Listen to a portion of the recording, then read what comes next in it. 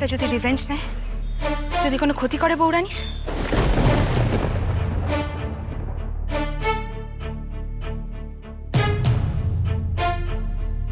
দাদা ভাই, আমি যদি জানতাম তিস্তা এই হোটেলে রয়েছে তাহলে আগেই তোকে আমি হোটেল শিফট করে যাওয়ার কথা বলতাম। এখন তো যা হওয়ার তাই হয়ে গেছে। এখন দেখ তিস্তা কোথায়। কি হয়েছে? Any problem? তোমাদের দুজনকে এরকম টেন্সড লাগছে কেন? কি ব্যাপার, কি হয়েছে বলো আমাকে। অরূপ বৌরানীকে খুঁজে পাওয়া যাচ্ছে না। হোয়াট? এত সকালে কোথায় যাবে? সেটা জানলে তো হয়ে যেত অরূপ। আমাদের এখন এটা জানতে হবে যে বৌরানী নিজের ইচ্ছেই কোথাও গেছে না তোকে কেউ নিয়ে গেছে। মানেটা কি? কি বলতে চাইছো? কেউ বৌরানীকে?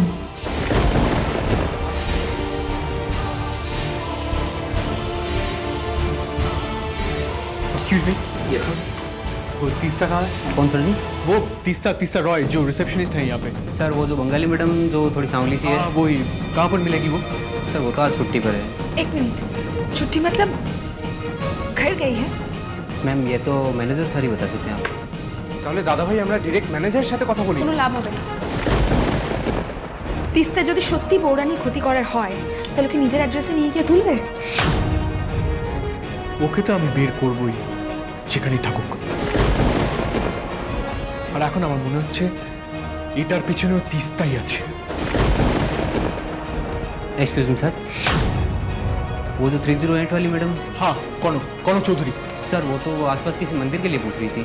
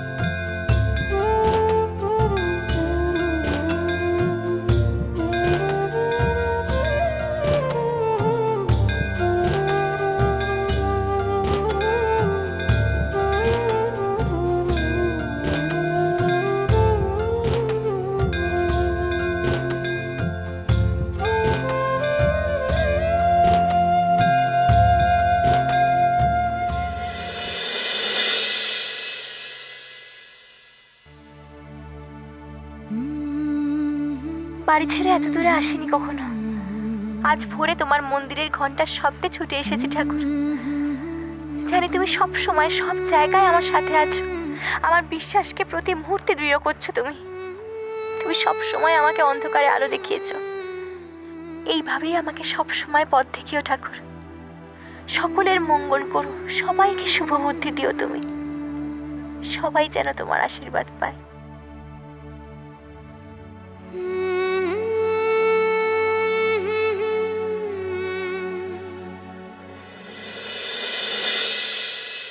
মন্দিরটার কত দূর কে জানে? দাদা ভাই লোকটা তো বললো নাজদিক হয়ে পথ যায়। আরে বাবা, তুমি এদের টাইম সেন্স জানো না। এর যদি নজদিক হ্যাঁ বলে তো আমায় ধরে নিতে হবে 50 কিলোমিটার আরো দূরে। কিন্তু দাদা ভাই অতটা হেঁটে চলে যাবে এটা সম্ভব নয়। আরে হেঁটে যাবে কেন? তোর বৌরানী তো ডানা গুজিয়েছে বড় বড়। ও সাহসটা খালি ভাব একবার। কিছু চেনে না জানে না এখানে চলে গেল সে মন্দির পুজো দিতে। কিন্তু দাদা ভাই এই জায়গাটা কিন্তু টুরিস্টদের জন্য সেফ। তুমি প্লিজ ওকে সাপোর্ট করো না। ও যেটা করেছে সেটা অন্যায়। এরপর জিজ্ঞেস করলে বলবে যে ঘুম থেকে উঠে ভগবানের কথা মনে হচ্ছিল, ভগবান টানছিলেন তাই ও চলে গেছে। স্টুপিড একটা। কি হচ্ছে নাকি? এখানে অরূপ রয়েছে তো অরূপ তোকে কম দিন ধরে দেখছে না। আর তুই বল বাইরে বেরিয়ে এসব ভালো লাগে? যত সব বেকার। আরে দাদা ভাই, দাদা ভাই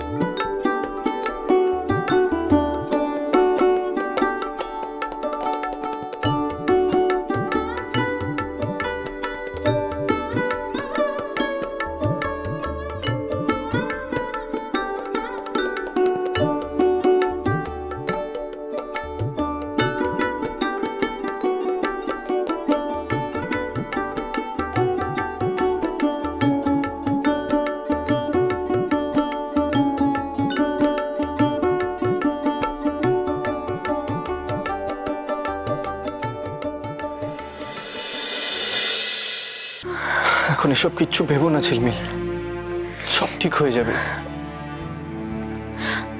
অভ্র, আমি নিজের জন্য ভাবি না অভ্র। আমি জানি আমি তোমার সাথে খুব অন্যায় করেছি, খারাপ করেছি, আর তাই তুমি আমাকে তোমার কাছ থেকে দূরে ঠেলে দিলেও একসময় আমি তোমার কাছ থেকে যে ভালোবাসা পেয়েছি না অভ্র, তার প্রতিদান আমি আজ অব্দি তোমাকে দিতে পারিনি। আমি তোমাকে এখনো ভালোবাসি ঝিলমিল, এখনো।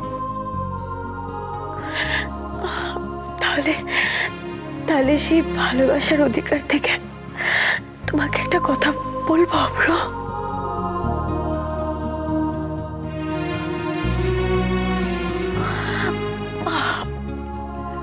এতদিন তোমার সাথে যতটা খারাপ করেছি, যেভাবে ঝগড়া করেছি, অভিমান করেছি, তার জন্য প্লিজ আমাকে ক্ষমা করে দিতে পারবে অভ্র?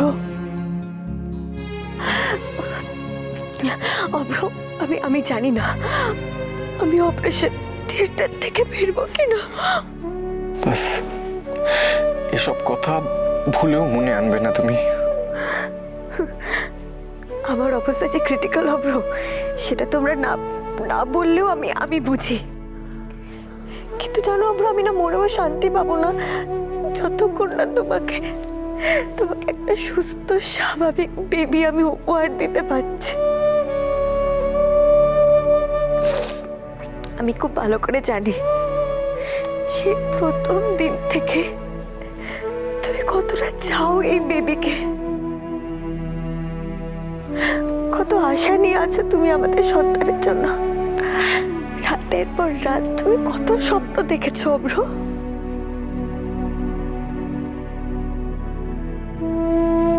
তোমার কিচ্ছু হবে না ঝিলমিল, কিচ্ছু হবে না তোমার। আমরা দুজন মিলে আমাদের সন্তানকে বড় করে তুলব। তুমি শুধু এখন এটা ভাবো, এটা মনে করো যে এই মুহূর্তে তোমাকে তোমার বাচ্চার জন্য সুস্থ হয়ে ফিরতে হবে। তোমাকে ছাড়া যে আমি বড্ড অসহায় ঝিলমিল, কেন বোঝো না এটা? অভ্র, জানো তো আমার খুব ভয় করছে। এই অভ্র, বলো না, আমার ছেলে হবে তো? আমার ঠিক তোমার মতো একটা ফুটে ছেলে চাই অভ্র। কেন ভয় পাচ্ছ ঝিলমিল, কেন? তুমি যা চাও তাই হবে। দেখো, আর যদি ছেলে নাও হয় তাতেই বা কি? আমরা দুজন মিলে কি আমাদের মেয়েকে ভালোবাসতে পারবো না? তুমি নিজে মেয়ে নাও। জানো অভ্র, বাড়িতে না সবাই আশা করে আছি গো, আমি এবারে বউনি, আমি তাই প্রথম পুত্র জন্ম দেব। আর জানো সবচেয়ে বড় কথা কি, মায়ের কত স্বপ্ন আছে জানো। মা চায় ঠিক তোমার মতো আমার একটা সন্তান হোক, একটা ছেলে হোক। তোমার মেয়ে হলেও মা একটুও অখুশি হবে না ঝিলমিল। আমার মাকে আমি তো অন্তত ভালো করে চিনি। চলুন ম্যাডাম, ওটি রেডি।